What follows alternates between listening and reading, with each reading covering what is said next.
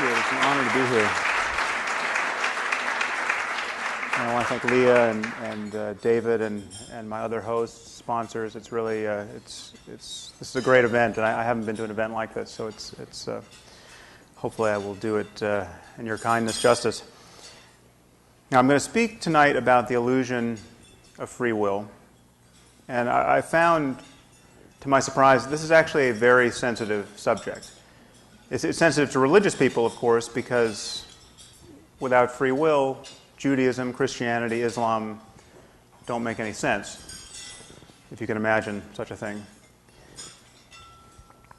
But it's also a problem for atheists. It's of concern for atheists, and it's of concern for everybody because it actually seems to touch most of what we care about in life. It seems to touch notions of moral responsibility and personal accomplishment and the criminal justice system and politics and religion. There's so much about our lives that seems to depend upon our viewing one another as conscious agents capable of making free choices.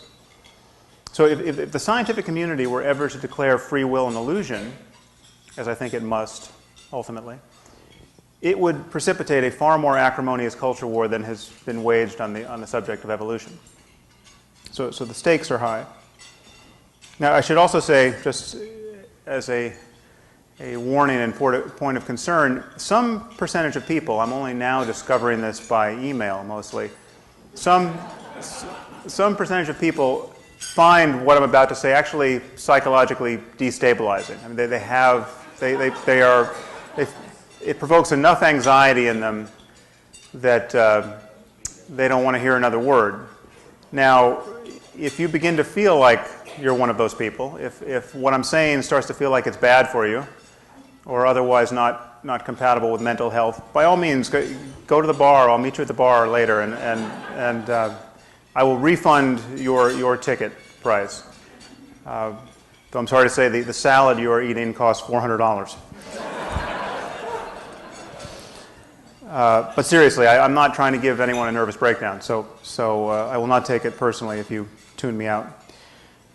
So I hope to do two things in this talk. I hope to convince you that free will is an illusion, and that there's no way of thinking about it coherently in terms of what we now understand about the nature of reality. And I hope to persuade you that this truth matters. It actually changes something about the way we view the world, and it changes our sense, or should change our sense, of what it would mean to create a just society. Now, the popular conception of free will rests on two assumptions. The first assumption is that each of us was free to behave differently than we did in the past. If you could rewind the movie of your life to some moment 10 minutes ago, or 10 hours ago, 10 years ago, you would be able to proceed differently than you did. If you chose A, you could have chosen B. If you became a firefighter, you could have become a policeman. You had chocolate ice cream, you could have chosen vanilla. It certainly seems to most of us, most of the time, that this is the universe we're living in. The second assumption is that each of us is the conscious author of our thoughts and actions. So that the part of you that thinks and perceives and experiences your life in the present moment is actually the author of your thoughts and choices and subsequent behavior. Now, the problem, unfortunately, is that we know that both of these assumptions are false. The first problem is that we live in a world of cause and effect, and either our wills are determined by a long chain of prior causes, and we're not responsible for them, or they're determined by some random influences, and we're not responsible for them. And no matter how you turn this dial between the iron law of determinism and randomness, this notion of free will doesn't make any more sense. There's no way of combining chance and determinism that makes sense of free will. And consciousness clearly is not in the driver's seat. For instance, there's now a tradition of doing experiments where you give people a very simple choice, just to push one button, the left button or the right button. And they can push whichever they want, whenever they want. And the only other task you give them is to watch a special clock where they can discriminate time in a very fine-grained way. And they just have to notice what time it was when they finally consciously made up their mind. What you find, and what the first person who did this, Benjamin Libet, did, a physiologist who had people hooked up to EEG while doing this, but it's since been replicated with functional magnetic resonance imaging and even direct recordings from the cortices of surgical patients, you find that the time at which a person consciously thinks they have consciously decided to push the left button versus the right, comes some seconds often, at minimum half a second, sometimes up to 5 seconds or 7 seconds after the brain has already decided. You can tell what the person is going to do before they know what they're going to do by looking at the brain data.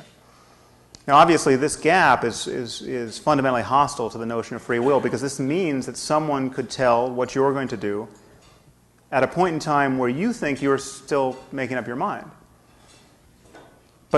And people have been wrestling with these data for years, trying to collapse this interval, and some imagine that they have. I'm not persuaded by any of those results, but the truth is, even if you collapsed it totally, and the moment your brain decides was in fact the moment that you were consciously aware of deciding, there still wouldn't be room for free will. You still wouldn't know why it is you picked left over right, and you wouldn't have created the conditions of your picking. You wouldn't have tuned your brain to that precise state that led to that behavior.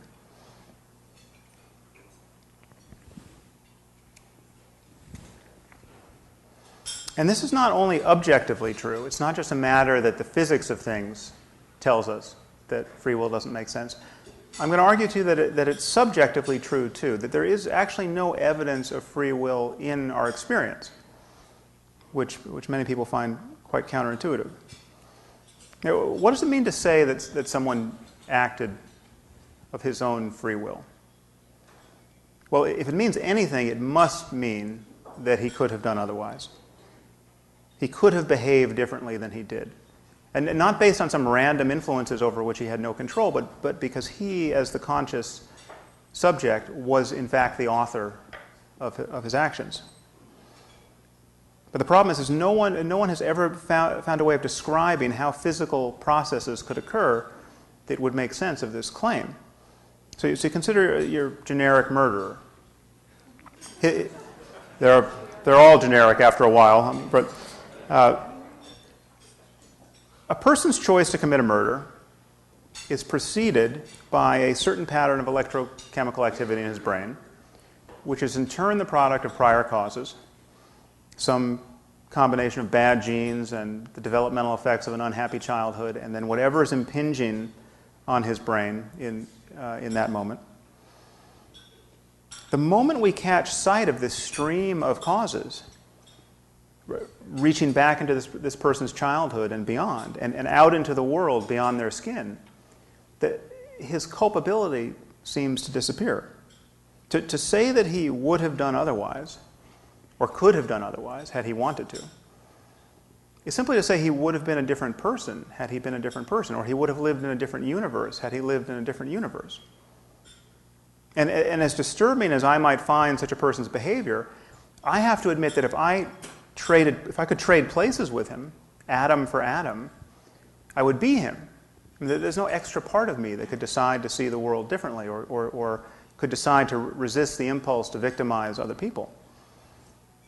And even if you believe that each of us harbors an immortal soul, this problem of responsibility remains. I cannot take credit for the fact that I don't have the soul of a psychopath. I didn't make my soul. if I had truly been in this person's position, if I had the same genes and the same brain, the same life experience, or the same soul, I would have done exactly as he did and for the same reasons. So the role of luck in our lives appears decisive. But the moral significance of luck, valuing it and making it morally salient, this poses a problem to us. It seems to undermine our notion of right and wrong and good and evil. We consider Charles Whitman. He was one of the more famous mass murderers in U.S. history. In 1966, he started by his spree by killing his wife and mother, and then he got on the clock tower at the University of Texas armed with several guns and 700 rounds of ammunition, and shot people for 2 hours until he was killed by police, and he killed 14 people and injured 32. Now he really seemed like the quintessence of evil. And he seems that way until you read his suicide note, what was essentially a suicide note because he knew he was going to be killed. And he confessed that he found his behavior completely inexplicable. He loved his wife and mother, didn't know why he was doing any of this. He had been just overwhelmed by rages and destructive impulses for months that he found it harder and harder to resist. And he recommended that upon his death that his brain be autopsied for signs of physical disease. Now, so they did autopsy his brain, and they found a tumor in the hypothalamus pressing on his amygdala, which makes a plausible case for the tumor's involvement in his emotional state and his impulse control problems. So this changes things. This is when you find out that this evil murderer has a brain tumor pressing on his amygdala, he suddenly seems like a victim of biology. You have to be unlucky to have this kind of tumor. Who knows, if you had a glioblastoma pressing on your amygdala every hour of the day, who knows what you would do? So I'm arguing that a brain tumor is just a special case of physical events giving rise to thoughts and actions. If we could perfectly understand the brain of any one murderer, no matter how evil, that understanding of the neurophysiology would be as exculpatory as finding a tumor in the brain. If we could see how the wrong genes were being relentlessly transcribed, if we could see how this person's life experience since utero onward had sculpted the microstructure of his brain in just such a way as to reliably produce violent states of mind, the basis for placing blame would disappear. Now most people think we have a strong subjective experience of free will, and the problem is just that we can't map it on to physical reality. This, I think, is an illusion. I think we actually do not feel as free as we think we do. This relies on us not paying very close attention to what it's like to be us. If you pay attention, you can see that you no more author the next thing you think than the next thing I say. Thoughts simply appear in consciousness. What are you going to think next? What am I going to say next? I could suddenly start talking about why we don't eat owls. Why don't we eat owls? They seem perfectly good. Okay. Now, where did that come from? Okay. It came out of nowhere as far as you're concerned, but the same thing is happening in your own mind at this moment. I mean, you've all made an effort to be here tonight, presumably because you wanted to hear what I had to say about free will. And now you're trying to listen to me, but you also have a voice in your head that says things. Haven't you noticed? And it says things. It says things that are completely unconstrained at times by the thing you're trying to focus on. I mean, I'm standing up here trying to reason with you, and you will think, He does look a little like Ben Stiller.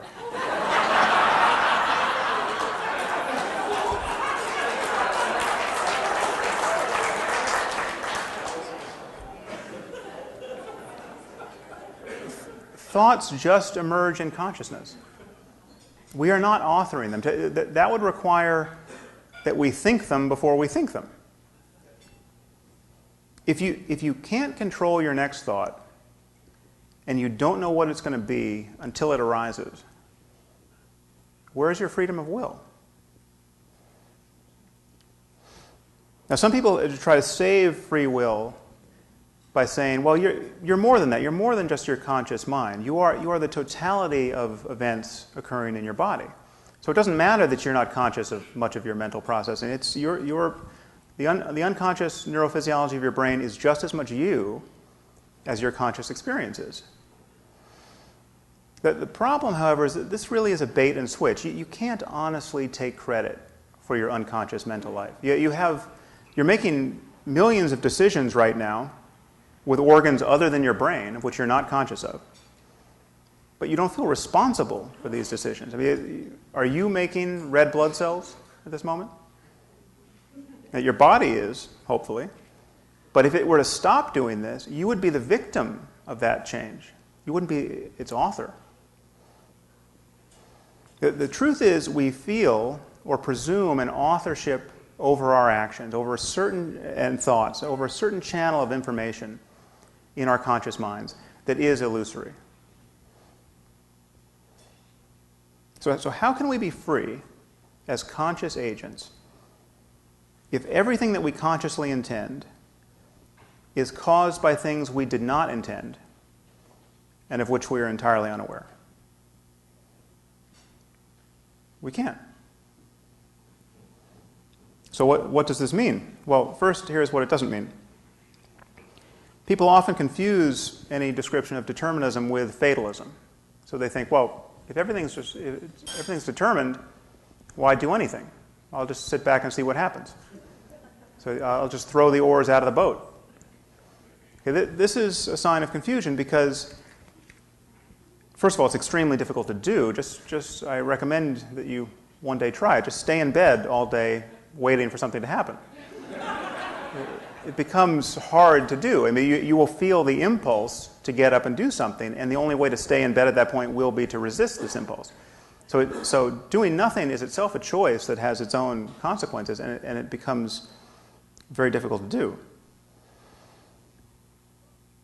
But the fact that our choices depend upon prior causes doesn't mean that choice doesn't matter. Choice is part of this causal stream of the human mind and our world. So the proximate cause of my writing a book on free will was my deciding to write a book on free will. You can't write a book by accident, although some people seem to manage it, frankly. So my choice to write it was one of the primary reasons it came into being. So decisions and effort and willpower and discipline, all of these things matter. These are causal states of the brain that have an effect upon our actions and the world. So the choices we make in life are as important as most people want to believe they are, but they are part of the stream of causality. And so fatalism clearly doesn't make any sense. The idea that the future is going to be whatever it's going to be, independent of what you think and do, that clearly is untrue. But the next choice you make is going to come out of a wilderness of prior causes which you can't see and didn't bring into being.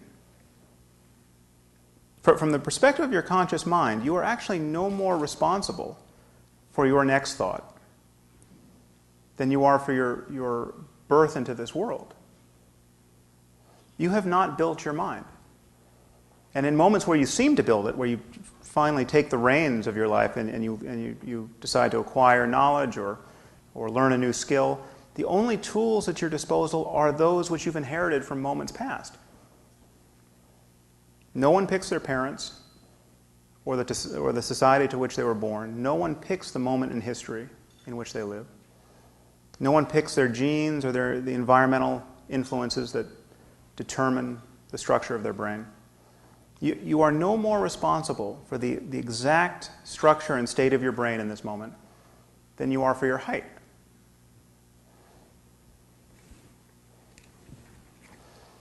So, okay, let's return to this question of moral responsibility, because it's obviously what we all worry about. The great concern is that any honest discussion of this, of the causes of human behavior, seems to throw notions of right and wrong and good and evil out the window. And in fact, that the Supreme Court of the United States has said as much. The Supreme Court has said that free will is a, quote, universal and persistent foundation for our system of laws. And determinism is, quote, inconsistent with the underlying precepts of our criminal justice system. So the idea of free will, it really is doing work in the world. This is not merely an academic debate.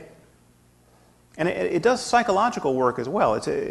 So, for instance, if you're taking a nap in the park and you hear a sound, unfamiliar sound, and you're awakened to the sight of a grizzly bear charging at you from across the lawn, it would be perfectly easy for you to understand that you have a problem.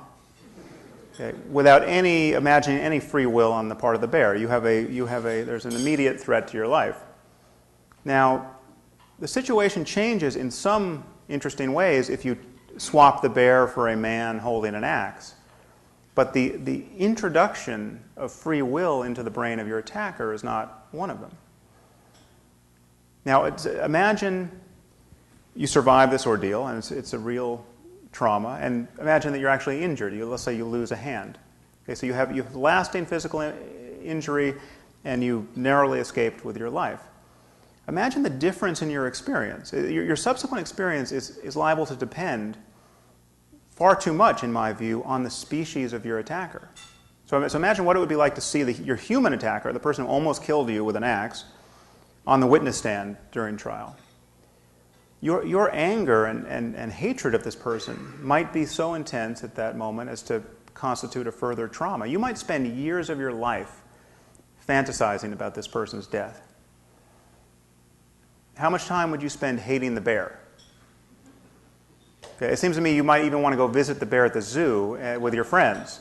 You'd say, that is the big one. That is the one that almost got me. You might be pointing with this hand, however. But it would be fun. You would just, it's a completely different perception. Which state of mind would you rather have?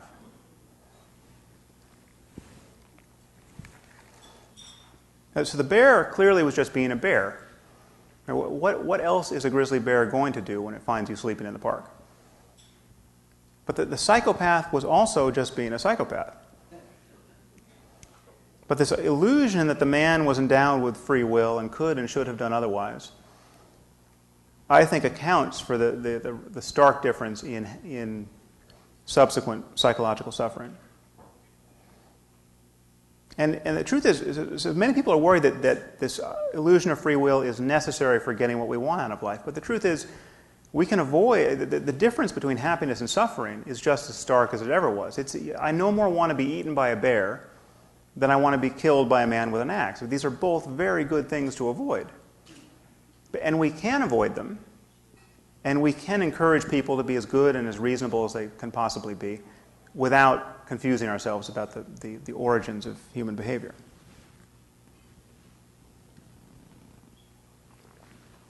I mean, just think, well, what is it that we most condemn in other people morally and legally? It's really the conscious intention to do harm. Now, why is consciousness so relevant? It's because in consciousness it seems that the global properties of our minds get together. The consciousness is where your beliefs and desires and long-term goals and intentions rub up against each other.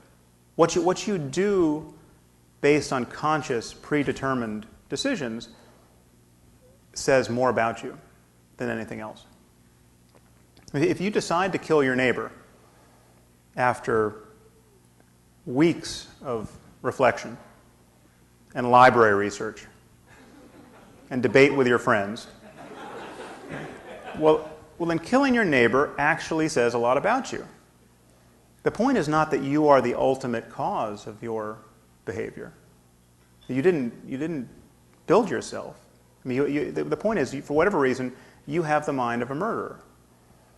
You're not responsible for the fact that you have that mind. No more than a bear is responsible for the fact that it's a bear. But a grizzly bear really is a grizzly bear. And if you see one outside on the sidewalk tonight, it's worth taking seriously. A bear really will eat you. But we don't have to think about free will in that context. So clearly certain criminals are more dangerous than bears, and we have to lock them up to keep the rest of us safe. The moral justification for this is totally straightforward. Everyone is better off that way. But what doesn't make sense is retribution. The notion of punishing someone because they really, really deserve it. That doesn't make sense. Hatred doesn't make sense. We don't exact retribution against bears. Actually, that's not entirely true. We used to do that. It says in Exodus that if an ox gores a person, the ox is to be stoned to death and its flesh cannot be eaten. And Christians took this lead and ran with it for several centuries in medieval Europe and literally had trials for animals, wayward animals, that injured or killed people. There were literally accounts of and these animals were represented by lawyers. And there are accounts of one lawyer representing a colony of rats, and he pled that his clients couldn't appear in court because there were so many cats about willing to do them mischief. This seems completely insane from our point of view, but it should suggest to you how prone to confusion we are on this point. Now, this is also not to rule out the possibility that certain punishments may be necessary for deterring certain crimes or influencing people's behavior. The one difference between most people and most bears is that we can be persuaded by the mere idea of certain punishments. But this is a very different view of punishment than retribution. This is a purely pragmatic view of what will deter crime, what will mitigate suffering, what will mitigate risk. So dispensing with the illusion of free will actually allows us to focus on what actually matters: mitigating harm, remediating suffering. So I'm not arguing that everyone's not guilty by reason of insanity. I'm not saying that we can't make these usual distinctions between a voluntary action and an involuntary one, or between the moral responsibilities of an adult and those of a child. These are important distinctions to make, but they don't track with this sense of free will. In the United States, we have 13-year-olds serving life sentences. And it's not because some panel of experts has found that this particular child could not possibly be rehabilitated. It's because some judge or jury deemed that child the ultimate source of his evil and exacted retribution as a punishment.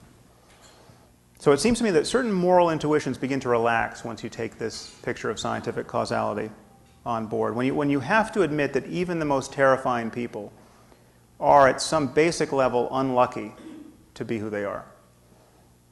The logic of hating them as opposed to fearing them and restraining them begins to break down. And once again, this is true even if you believe that every human being harbors a soul. To be born with the soul of a psychopath is to be unlucky. So one consequence of this view, or so I suggest, is that it reduces hatred. Actually, in my view, completely undercuts the logic of hatred. It also increases empathy and compassion. Take an example, which I should probably get a new example, but the example of the worst person who's ever lived, in my mind, at the moment, is Uday Hussein. He's not objectively the worst, but he's about as odious a person as I can think of. He was one of Saddam's eldest sons. He used to, when he would see a wedding in progress in Baghdad, he would descend with his thugs and rape the bride, just for the fun of it. Sometimes he would torture and kill the bride. He did this more than once. Whatever you think about the ethics of the war in Iraq, it seems to me pretty obvious that given that we couldn't capture him and stop him from doing these things, it was good that we killed him. mean, unless you are a total pacifist, it seems to me that you have to admit this is what guns are for, to shoot people like Uday Hussein. But simply walk back the timeline of his life. Imagine him as a 4-year-old boy. He could have been a creepy little boy, no doubt. It's quite possible there are child psychopaths, but he was also a very unlucky one. I mean, he had Saddam Hussein as a father. How unlucky can you get? He was the 4-year-old boy who was going to become the psychopath Uday Hussein, through no fault of his own. Now, and if we could have intervened at any point there, at 4, at 5, at 6, at 7, that would have been the right thing to do, and compassion would have been the right motive. When would compassion stop being the right motive? Would it be wrong to feel compassion for the 18-year-old Uday Hussein? I don't think so. He's just as unlucky as the 4-year-old. So ironically, if you want to be like Jesus and love your enemies, or at least not hate them, this is a doorway into compassion for even the worst people who have ever lived. Taking a wider picture of scientific causality into view. Now, one caveat is that this is not to say that this would be an easy view to adopt if you or someone you love was the victim of a violent crime. I'm not saying that in the heat of the moment you should be able to view the world this way, but in our more dispassionate moments, when it comes time to make public policy or to think about ethical norms, I think this is the view we need to take. So to conclude, I just want to bring this back to direct experience. It's generally argued that free will presents a real mystery to us, that we know we have it, it's subjectively an incontrovertible thing, and yet we can't map it onto physical reality. As I've said, I think this is a sign of confusion. It's not so much that there's an illusion of free will, it's that the illusion is an illusion. There is no illusion of free will. We're simply not paying attention to the moment-to-moment character of our conscious life. So it's not just that it makes no sense objectively in terms of physics, it makes no sense subjectively either. Thoughts simply arise in the mind. What else could they do?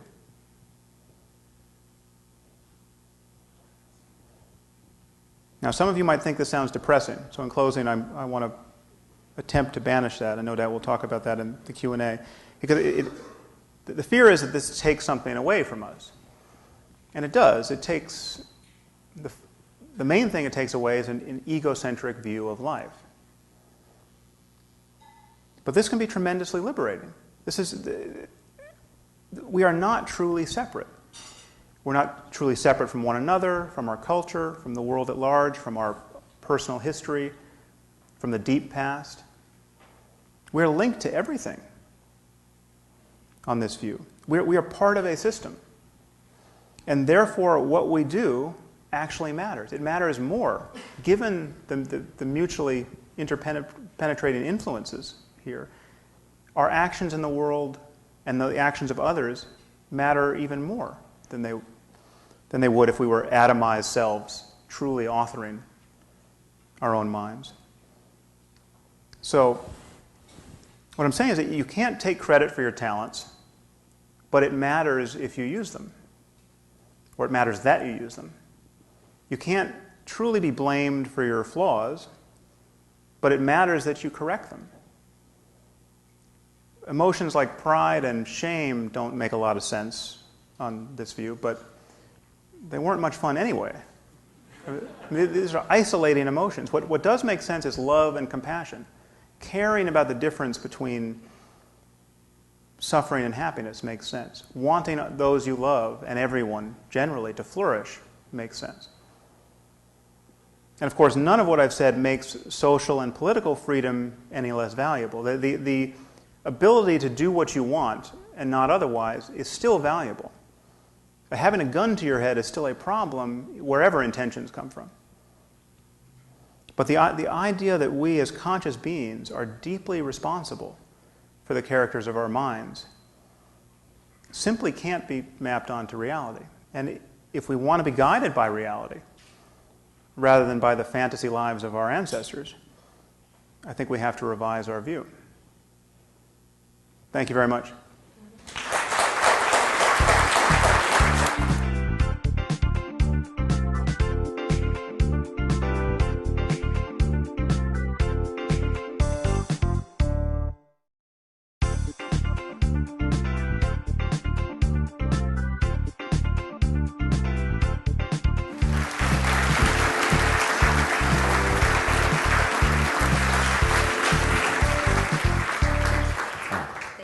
It would seem so unfair to invite Sam Harris, one of the 4 horsemen of the apocalypse, to the stage.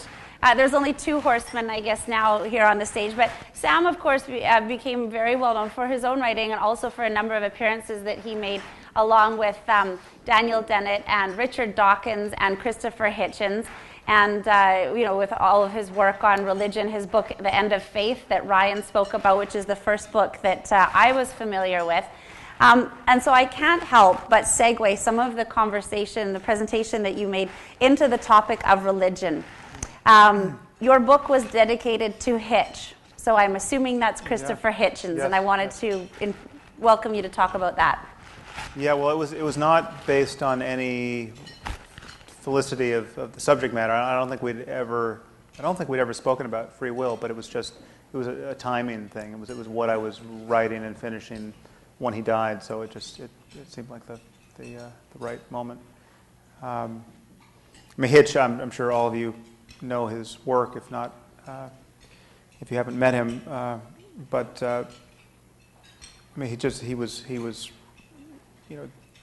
everyone's unique, everyone's one of a kind, but he was especially so. He was just, I've never met anyone like him, and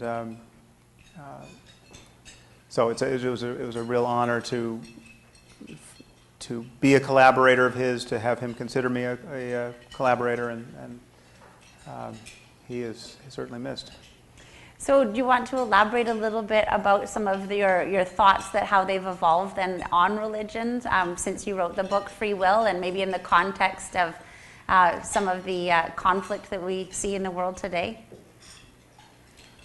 Well, it hasn't changed much since I started focusing on the problem, but I'm continually amazed at just how much a variable it is in our lives, and it's an unspoken variable. It's not, and again, I'm speaking globally, and I don't know so much about the situation in Canada per se, but in the U.S., when you read a newspaper, I was just saying this at my table, sometimes I pick up the New York Times, and literally every other story would be unthinkable but for the crazy and unjustifiable things people believe in the name of religion. And often these stories are not explicitly about religion. It's discussed as politics, it's discussed as some problem in medical research. It's discussed as ethics, but the core problem when you're talking about impeding embryonic stem cell research, or the crisis in the Middle East, or any the pedophile abuse scandal in the Catholic Church. Religion is everywhere, and it's something that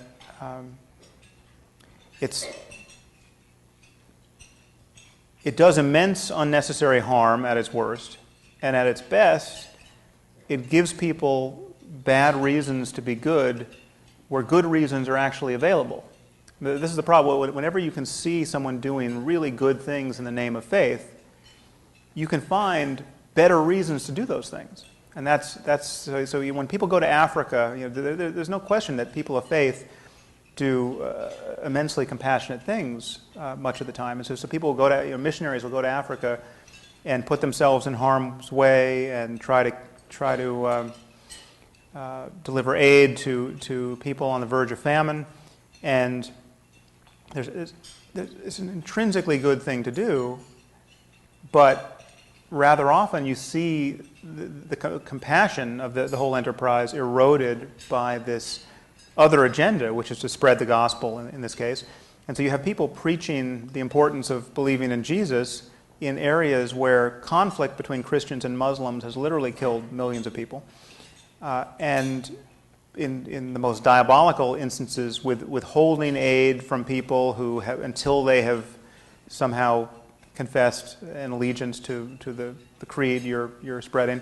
It would be so much better to actually just care about the suffering of other human beings and want to alleviate it. And that's actually possible to do. You have secular people, you have people like the people who work with Doctors Without Borders, for instance, who for reasons that have nothing to do with the next life, try to make this life at least tolerable for the least advantaged people on earth. So the problem with religion is that even in its best instance, it gives you a version of ethical truth that could be improved by stripping out the dogmatism and the unjustified claims to knowledge. You had mentioned when we were just talking earlier that the concept of free will is quite anathema to those who subscribe to the view in religion that people have free will. Could you elaborate on the controversy that you've caused in that area? Well, the claim that free will is an illusion is anathema. That's precisely what you can't believe if you want to take any of these faith-based religions seriously, because when you look at the response to the phenomenon of evil. So in religion you have what's called the problem of theodicy, or the problem of evil. And the answer to the question is, so how is it that an omnipotent and omnibenevolent and omniscient God would allow the Nazis to round up little boys and girls and kill them? And the answer coming from religion is, well, people have free will, and God, even though he wouldn't countenance this sort of thing, free will sort of on the ground floor of our situation, and even an omnipotent and compassionate God couldn't stop the Nazis. That's not what this place is about. Now, of course, that answer to the problem of human suffering doesn't cover all of the other sources of needless human suffering which an omnipotent God would be responsible for, like tsunamis and epidemics and smallpox killing 500 million people in the 20th century. That has nothing to do with free will, and that is obviously something that God should be held to account for. But this notion of free will is the best answer that religious people have come up with for the problem of human evil after thinking about it for almost 3,000 years. The problem is that this idea of free will doesn't make any sense. And it's also the only justification for the notion of sin and the notion of that a person could be held responsible for turning away from God or not being convinced by the evidence of God or not believing in God. And we're in a very perverse situation. We've been given this faculty of reason. We've been given a desire for evidence. And perversely, we've been given an ability to write better books than the books God has supposedly written. And yet we are told we're going to be damned for eternity if we don't believe every single jot and tittle of the text. And that's just... Free will is the thread upon which all of those claims are strung morally. I mean, retributive justice, divine retributive justice, makes absolutely no sense. It's just pure sadism if you strip out this idea of free will. It's fascinating. I'm going to take the microphone over here. Mark has a question, and it's not very often that you can say, well, I don't know, are you like a brain surgeon? And, I can actually say that about Mark, and he's going to ask you some questions about brains and neuroscience. I wanted to actually just say that I'm an amateur neuroscientist, but my day job is brain surgery. So you actually cut brains, yes. But I'd like to thank you, Dr. Harris, actually for a fascinating, tantalizing discussion that you brought forth with the preamble to the dinner. I was dragged here by my oldest son, who's actually a fan of yours, as well as a fan of Hitchens and Dawkins, and that's I wasn't looking forward to tonight at all, but since your talk, it provoked actually two questions and a comment. So try to follow my train of thought. My first question is, if thought doesn't originate in the brain of the thinker, where does it come from? My second, or my comment is while I was listening to your talk, I thought I should ask a question. And my second question is, and I don't know where that thought came from. Right. My second question is, and this is actually is important to me because I do take out tumors of the amygdala. Does the tumor cause the abnormal behavior, or does the abnormal behavior cause the tumor? Those are my questions. Right. Good question. Well, the first question is that clearly thoughts do originate in the brain, or at least there's every reason to believe that they originate in the brain. Now, it depends on just how far you want to trace back the chain of causes, because obviously you can trace it all the way back through the history of your brain and your conception, and you can go on back to the Big Bang if you want to keep looking for just the sheer chain of causality. But it's not unreasonable to draw a circle around the proximate causes of any thought or behavior and say, well, yeah, it's this state of your brain in this instant that is producing that thought. And kind of sort of start the clock running right there. The problem is, from a objective point of view, all of that is happening based on prior events, which you didn't create, and which are exactly so. Your brain, the microstructure of your brain, it's both anatomical and functional state. The charges at every synapse are exactly as they are in this instant and no different. And that constrains what you do and think in the next instant completely. And if you think there's something else that is part of the formula, that something else is also just as mysterious and just as deterministic. Even if that something else is piped in from another dimension as a Christian soul, it's still, from the point of view of your conscious experience, is not something you are responsible for. So if you have a soul that gets in there and rolls the dice with every third decision and biases you one direction or another, that's not free will. That's just more clockwork that you are not aware of in this instant. So and of course, there's no good reason to think that that's, in fact, what's happening. There's every reason to think that a much more deterministic picture of human thought and behavior is, in fact, true, and then there's some random events that are probably relevant.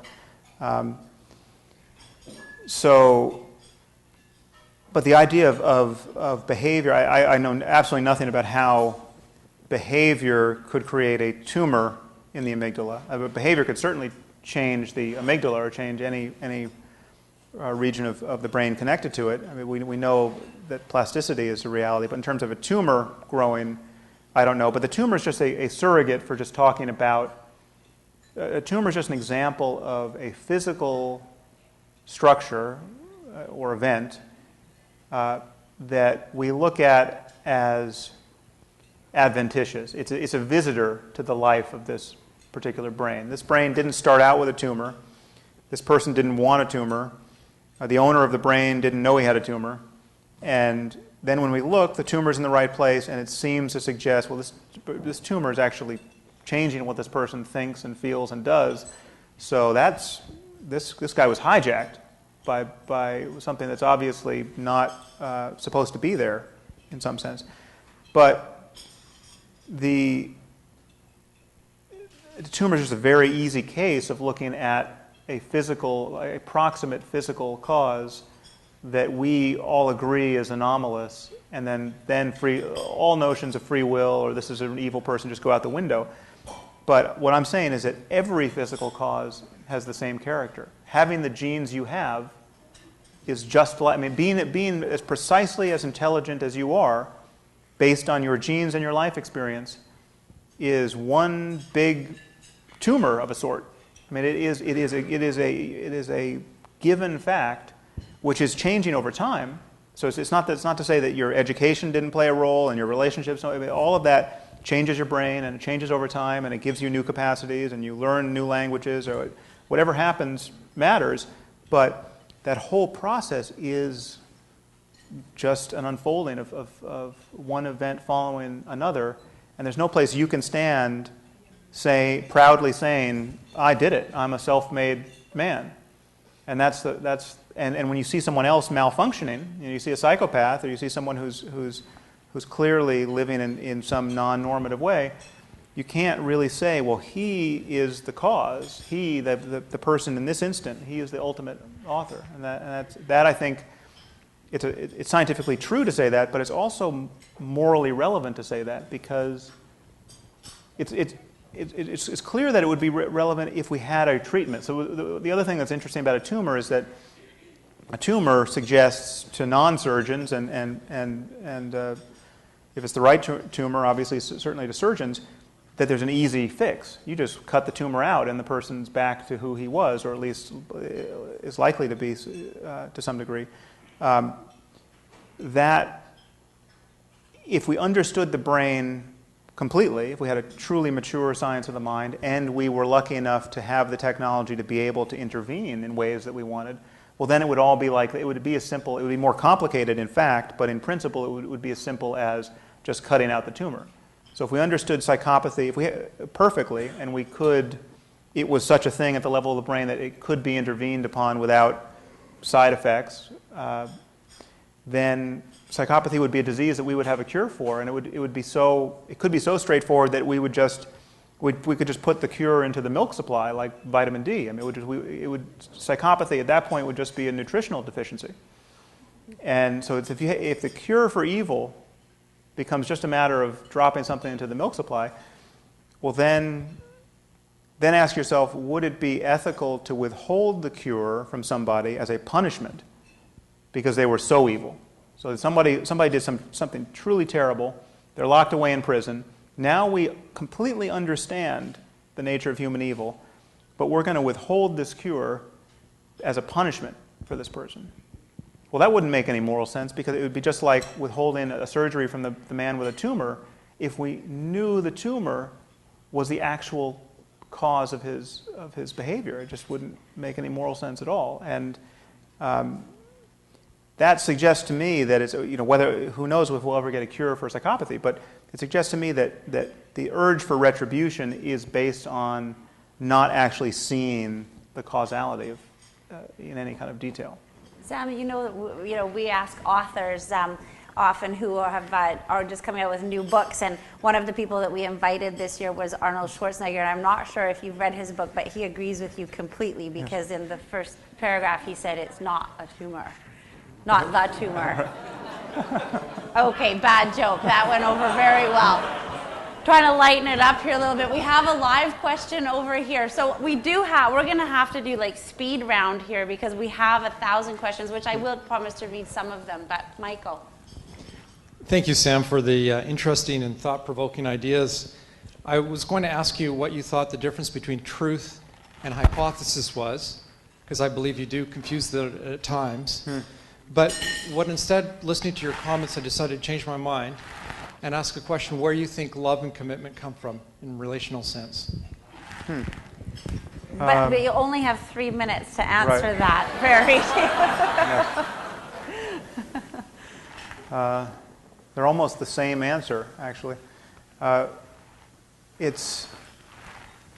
love, there are two ways we could talk about this. We can talk about where these things come from, and that seems to suggest an evolutionary answer, at least in our case. We're talking about the psychology of positive social emotions that knit us together as social apes.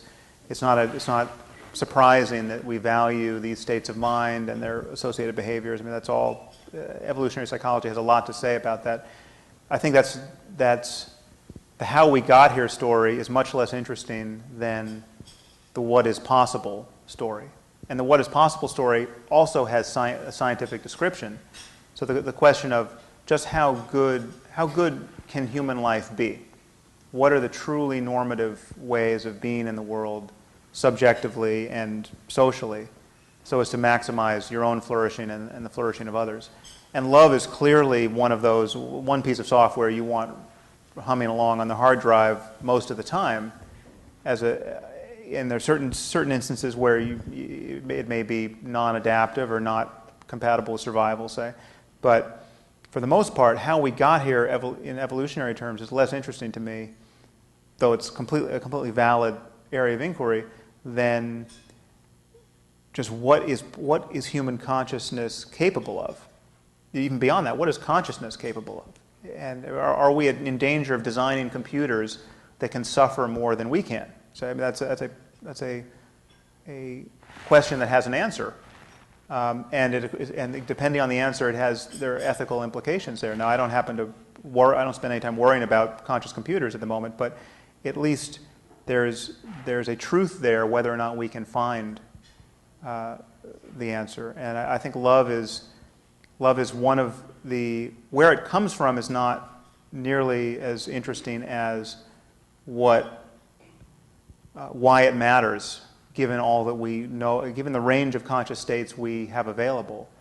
Is there anything better than love as a interpersonal tone? And is there any? Does life get worse when you want other people, as a reflex, where you want other people to be happy, where you want their dreams realized, where you want them to flourish?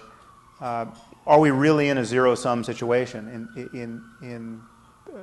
Or are we collaborating creatively to build the best possible world? And granted, there are instances where there is a zero-sum contest, or it seems to be.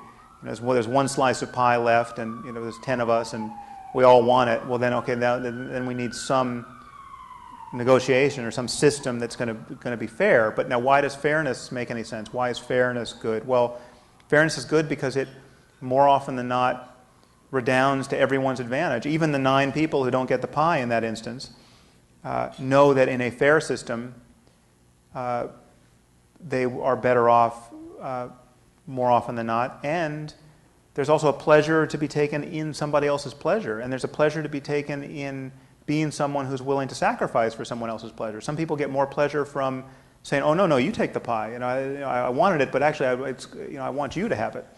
And there's all kinds of cynical ways of interpreting that, and in an evolutionary sense.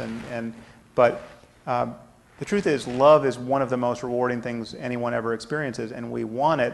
And people who don't experience it or claim not to want it are actually missing something. And that's an objective. That's not just a subjective, culturally dependent thing to say. I think that's an objective thing to say. It's like saying, people who don't understand calculus there's something they don't understand. They're missing something. There's a way of understanding calculus, and there's a way of failing to understand it. And there is a there, whether you know it or not, or whether any individual knows it or not. And who knows how far that horizon of human experience goes. But I think love is one of the best compasses we've got. And the election of commitment? What was that? And the election of commitment? What do you mean by commitment? Such as in a marriage commitment. Like monogamy? Well, it's just, when you think of, human life is replete with this particular psychological experiment where people sort of rethink the whole logic of commitment and say, well, monogamy doesn't really make evolutionary sense, and, honey, sorry, but I want an open relationship. I just read Darwin. But the truth is, for most people, most of the time, there's a lot of psychological suffering engineered by failures of commitment, and a lot of comfort in commitment. And but I'm open to. You could certainly find me an island of non-committed people who are flourishing just as much as the happiest committed people, and they're completely unpossessive in their sexuality, and they love it, and they have a whole story to tell about how it's the best thing going. I don't doubt that that's possible.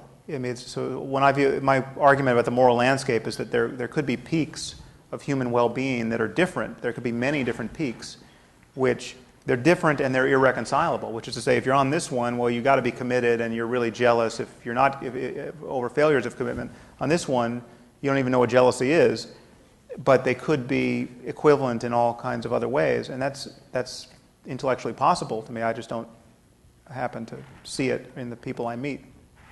So speaking of speed rounds, we do have a question about Oprah here. So explain Oprah. I know nothing about Oprah. But she was the youngest of 11 children, raped, extremely poor. Why didn't she just end up as a Southern mom of several children living on welfare? Well, whatever the reason is, there's a reason, obviously. I mean, there's some causal, and she may not know it. She may have a story about what the reason is, which doesn't actually track the facts. She could have false memories about conversations that were incredibly important to her, and it turns out they weren't important because she was already on that path beforehand. Who knows? But I mean, we're not actually necessarily the best judge of why things happened and why we did certain things. We know this from psychology, but I don't know. I mean, she has the genes she has. She's had the life experience she's had. She was able to rise to the challenge, and now she's a force of nature. Based on your premise, if you were able to deny the existence of a person genetically predisposed to murder even before they were born, would you? How do we tread these murky moral waters? Oh, well, see, denying the existence of a person, I mean, you sort of have that for free always. I mean, so because there are a functionally infinite number of potential people now. So my decision not to have a third child or a fourth child or a fifth child is to deny the existence of that subsequent person. In fact, with genetic engineering, just scratching my nose is to commit a holocaust of potential people, because all of these cells are potential human beings given the right manipulation. So you're just denying people every time you lift a fork or turn your head. I mean, you're just. So it's not. I think there definitely is some value in potential life. It's not like it's nothing. So we shouldn't be. So there is a cost when you talk about the ethical meaning of certain events, and you say, well, here's the person's life who was cut off, and all the good things that didn't happen as a result. That hypothetical life is meaningful to somebody. But what if it's like the 4-year-old that you were talking about? So if you look at a 4-year-old and you go, we've kind of studied, your genes, we've studied your experiences so far, and chances are you're going to turn out to be as odious as Saddam Hussein's son. Do you picture a society where we have so much knowledge about the human brain that we start making decisions on people because of what we believe they will do, based on your hypothesis? Well, I don't see the prospect of our getting there in sort of kind of a Minority Report way of pre-crime. I don't see that being in the cards certainly anytime soon, but. Or even in principle, it may just may be too complicated to ever predict the behavior of a system as complex as the human brain that far in advance. I mean, it's hard to predict. Ironically, the best way to predict what somebody is going to tend to do is just to ask them. I mean, that's why talking to people actually. It's not that they can't deceive you, or it's not that they can't be self-deceived, but the people who are telling you what they're interested in and what they want to do and what they hope to have happen, and the neo-Nazis who are going to protest and have their placards and their websites and all of their efforts, they are advertising their conscious states ad nauseum, and who knows if any one person really believes what he says he believes. There is a distance between what people profess to believe and what they actually believe, or what would be behaviorally operational. But we know a lot about what people will do based on what they've done and what they say they want to do. And I don't know that a brain scan is going to get much. It's not going to get much better than that predicting across time. It gets better than that in the moment. So for instance, we know we could all go to a psychology lab tomorrow and get tested on various stimuli and have our innate racism uncovered. And whether or not you think you're racist or not, we know virtually everyone shows some racial bias when put through this paradigm of the implicit association test. And you're just slow. So if we showed you positive words and faces of various races, your race and some other race, you would be slower to associate positive words to the out-group face than to your own group, and quicker to associate negative words. And no matter how liberal you are, no matter how embarrassed you are, no matter how much you want to prove to the experimenter you're not racist, you will fail to demonstrate a lack of racial bias. So that's insight into the nature. So that's something you can know about yourself and be on guard for its insidious effects in your life. And it's a good ethical norm to want to correct for it. I mean, this is something we want to get away from, and we're right to want to get away from it. But science can dig into the details of our minds even now in ways that we might find surprising. Ian. Thanks, Leah. I'd like to go back to the question of God for a second. Pascal suggested that the betting man would believe in God because if you believe in God Right. and God doesn't exist, then at least you might have lived a virtuous life. But if you don't believe in God and God does exist, then you're probably damned for eternity. Right. So can you tell me why you think that more people believe in God than don't believe? Well, first let me say I think Pascal's wager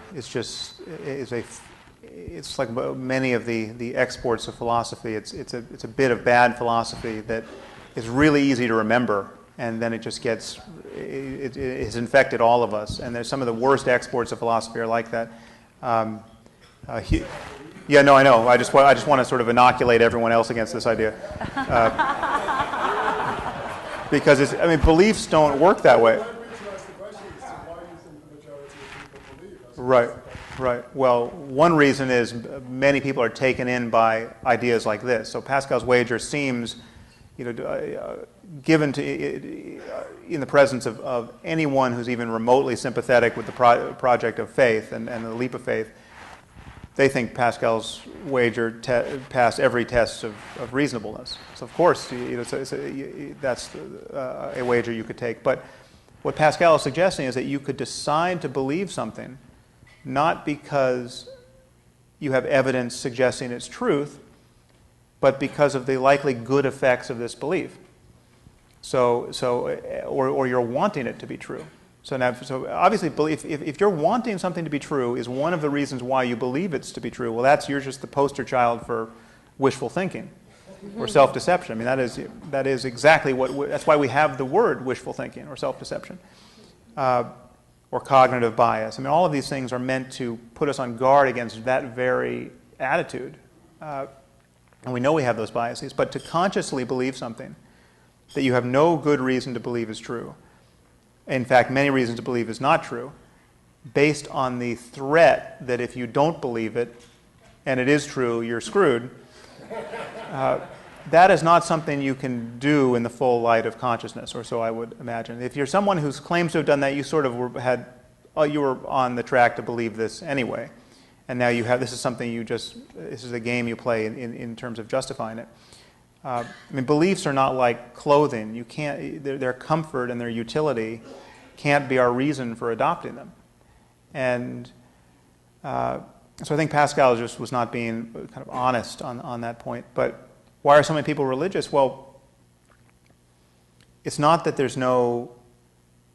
It has many effects that could be beneficial to groups. It enforces a kind of in-group coherence, and may energize certain groups in competition with other groups to all be organized around the same otherworldly God and behavioral taboos and superstitions. But I think that the deeper issue is that we have this feature of our minds of forming beliefs about that. We have language, we have cognition, we have a desire to understand what's going on in the world, which is not hard to explain. And we've had this for as long as we could. I mean, just imagine what we were like when we knew absolutely nothing, when we really were just apes trying to find food and at odds with everything in the world that we didn't understand, including strange conspecifics, which is other apes who were not on the same team.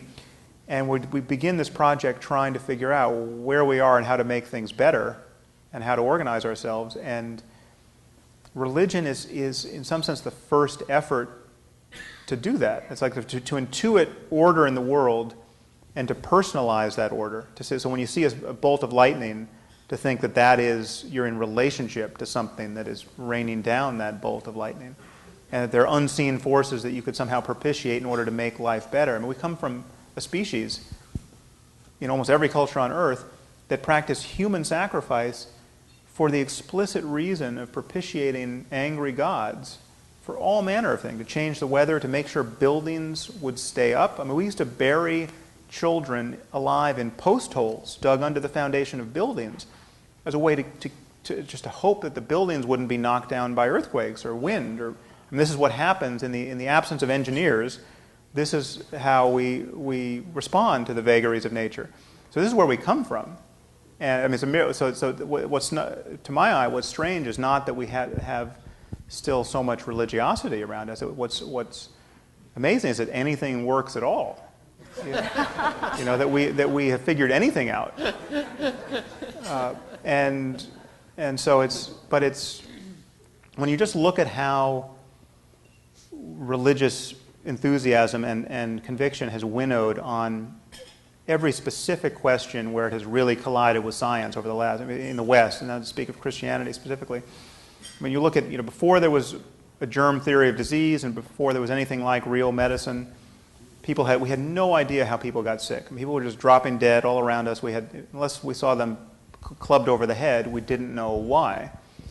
And so the answers to all of these problems were religious. It was the evil eye, it was demonic possession, it was God striking you down for blaspheming.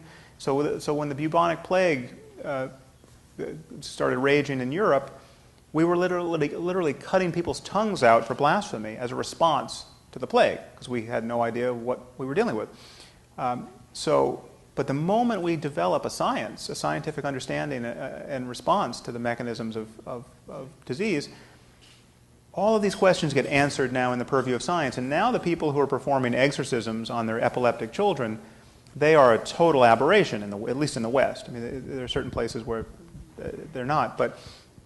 And that is the thing to notice about that is a unidirectional process. I submit that there is no question on which science was once the authority, but now, after years of progress, that authority has been ceded to the church, right? But there are a functionally infinite number of questions where it has run the other way, and that's just going to keep happening. So I think it's fascinating just to think about, if we were to project ourselves 200 years into the future, what would we be laughing about that we are doing today in our society? I'm conscious of the time that we've got two more questions, and I'll ask the final one. We've got one at the back. Hi, Sam. Welcome to the most secular city in Canada. Oh, thank you. In North America, maybe. I'm with the Centre for Inquiry. We're Canada's largest free thought skeptical organization. Yeah. I think you're familiar with us. I'm an atheist, very proud to say so, like you are. So I have a concern about your free will argument. And it's that 7-second or 1-second gap that opens up between when our subconscious makes a decision and when we act, that there might be a room there for the religious to have the soul enter that gap. Right. And I wonder, first of all, if you think that that's a legitimate a problem that exists with your argument, or is the soul just like a tumor? Well, as I said, I don't think the soul helps. I think that if you don't know what your soul is going to do next, you're not in control of your soul. So the gap isn't really, I don't even need the gap. So you can trim down the gap to nothing. And so let's say the moment you're conscious of deciding is in fact the first moment that your brain or your soul kicked off this decision. You still don't know why it was the way it was. So if I say to you, you're completely free right now. I'm going to ask you to think of something, a category of thing. You can pick anyone you want. You're completely free. Think of a city somewhere on Earth other than Vancouver. Just take as long as you want. You can have as many candidates. You can go back and forth. Whatever you decide on.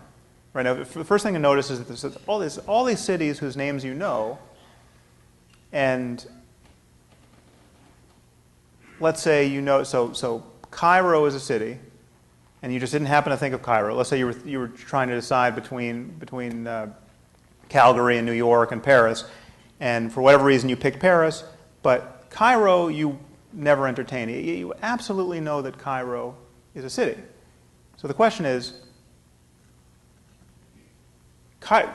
for whatever reason, Cairo was not in the cards, whether it was a state of your brain or a state of your soul.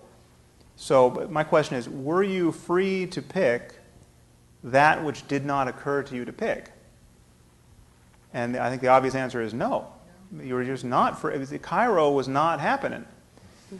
And for a reason you can't explain, which is completely set up by the prior state of the universe, soul included, whatever. And obviously I don't think there's a good reason to import a soul into the clockwork, but the soul doesn't help this particular problem. It's still fundamentally mysterious. Bill, we're going to jump to you. Yeah, just one. So for me, I think to get this free will thing, I got to come back to a concrete example. And lawyers, no animal, but go back to Penn State and Jerry Sandusky. Uh-huh. So if I believe in free will, which presumably a lot of people who were on that jury and the judge did, they did something. So I accept your analysis and your premise, and I don't want to be just dancing on the head of a pin. What do I do different? What does that change to what I'm going to do? And how I'm going to deal with that? If what I do, presumably you're telling me it's not determinism, so what I do with him is going to affect others, because it's part of their experience. Well, that's still determinism. So what do I do? Yeah. Why does this at all matter to me in terms of dealing with that? Well, what would I do different? I think it depends what you mean by you. I mean, there's you and then there's society. So what society should do is we shouldn't think in terms of retribution. We should think purely in terms of what is going to prevent suffering and what's going to alleviate suffering. We should think of restitution. We should think of deterrence. We should think of all the important things that actually matter in terms of mitigating human suffering of kids in this case and their parents. So Sandusky is, I view Sandusky and anyone like him just very much like a grizzly bear, in the sense that he didn't make himself, and if I were him, I would be him. I mean, I'm actually not responsible for the fact that I'm not him. By some accident of good fortune, I don't have the problem that Sandusky has. And the problem includes his intentional behavior, his conscious behavior, his unconscious behavior, his desires, his resistance against his desires, his failed resistance. The whole complex, whatever it was like to be Sandusky, by sheer good fortune, I don't have to be that guy, right? And I'm very grateful for that. And so the question is, do I hate him, or do I fear him and want to restrain him? And it's certainly the latter. Now, I'm as susceptible as anyone to hating somebody like that. I mean, I have a 4-year-old daughter, so you get me started thinking about the problem of sexual predation on kids. I can get worked up, but when I'm thinking clearly about the situation, I know that no pedophile is truly responsible in a deep sense for who he is, and the remedy, for whatever the remedy is for the problem of pedophilia, comes at perhaps there will at one point be a cure for pedophilia. So we can see that whatever conformity of your brain is at age 10, you're at risk to be a pedophile, and we know this as clearly as we know that you're at risk for heart disease or early onset Alzheimer's, or whatever you could make it as probabilistic or as ironclad as you want. But insofar as it became ironclad, we would look at it as an affliction, and we would offer a remedy if we had it. Now, if we don't have a remedy, we would lock people up to protect everybody else, and that's what we should do. So, but the difference is retribution makes no sense, and all of the interpersonal hatred of people who are bad actors makes no sense. So compassion makes sense. Compassion is compatible with locking someone up for the rest of his life if there's no cure if there's no way to stop him from harming others. You can still feel compassion for that person. Now that may be certainly asking a lot if you happen to be the parent of one of those kids or one of the kids, but I don't think it's asking a lot of a sort of an institutional doctrine of creating a society that just views. Again, the retribution doesn't. If we're just looking at grizzly bears and sharks and all of the other risks in the world that are kind of agent-driven, retribution doesn't make sense in that. Yet, but protection makes sense. Keeping the bears out of our living rooms makes sense. And so there's not necessarily a difference in terms of the steps we would take to protect ourselves, but there's a different. In certain cases, there are. There's certain people who are in prison for things that they shouldn't be in prison for, and it's based on the whole notion of a victimless crime to me makes absolutely no sense. Either there's some cost to so the war on drugs, for instance, is something that just has, in my view, created an immense amount of suffering, and the problem of addiction, the problem of all of the pathologies around addiction, should be treated as a problem of education and treatment, not as a crime problem, but is kind of a righteous, retributive overlay that has justified this war on drugs for decades, and you have people wanting the state to kick in the door and stop people from doing things which in many cases are harming no one, not even themselves. So obviously in other cases there are harms that we should worry about, but again I see it as a problem of education and treatment, and once you unlock from the whole retributive schema, some of these questions kind of answer themselves. We're going to do just one final question, and then I have a fantastic stack of questions. We do have an after-dinner salon on your way out with cheese and champagne, and so I hope those of you whose questions I didn't get to will take a few moments with Sam. But our last conversation and question here is going to be Peter Brown. Sam, great evening, great talk. I think perhaps your argument of free will is too simple to understand in a way. Yeah. But and I do I would say something and ask a question. I mean, your remarks about Hitchens strike home with me, and Leah actually was involved in their former life where we brought him to Vancouver. And I really admired both he and Stephen Jobs, a couple of icons as they were in their final hours, both talking about how the experience of death focused them on what was really important. And what I admired is that neither of them succumbed to Pascal's argument. Right. Neither made a deal with God on the way out. And I thought that Hitchens particularly, he said it was a hard thing to practice, and secondly, that he was afraid that he might get well because it would prove that all the people that prayed for him would be right.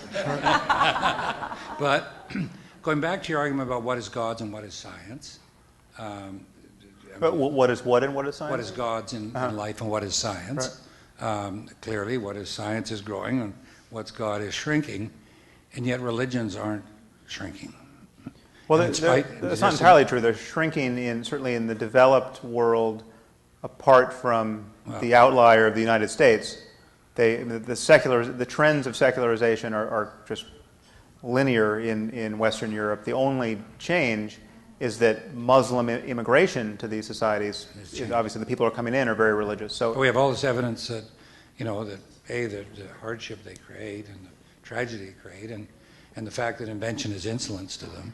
And then you look at it today. It seems to me, yes, I see it growing, but their ability to make mischief is, with all the science we have, it seems to me as great as ever. And somehow there's this phenomenal need in man for 2,000 years. We've been drawing gods in caves, right? I mean, it doesn't seem to... And maybe your argument of, I hope it's a fact that we don't have free will that allows it to grow. Hopefully, if we did have a free will, we would see it a little differently. Well, I think we at the core of religion, so all of the false consolations of religion that are, it's understandable why people want them. So you have your child dies. Religion is the only story that makes that a non-problem. Religion is the only story you can tell yourself or be told by others, which, if believed, just cancels the reason for grieving, if you could really believe it. Because now your child is in heaven, which is a lot better than Vancouver, and you will get there after death. Unless you live in Toronto. Right. So there's that, but there's also just the fact that there's a range of human experience that is incredibly positive and interesting, self-transcending experiences of a sort that lie at the core of most religions.